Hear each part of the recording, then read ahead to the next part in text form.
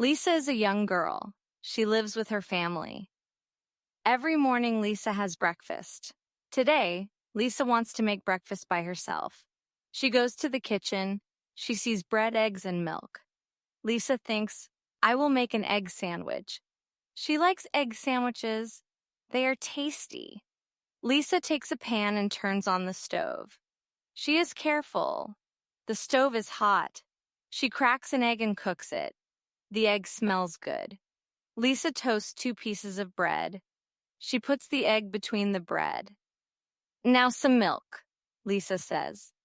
She pours milk into a glass. Her cat Mimi comes to the kitchen. Mimi likes milk too.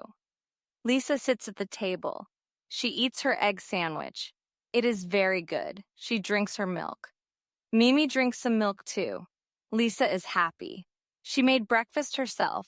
Her mother comes into the kitchen. She sees Lisa and smiles. Good job, Lisa, she says. Lisa feels proud. She says, tomorrow I will make pancakes.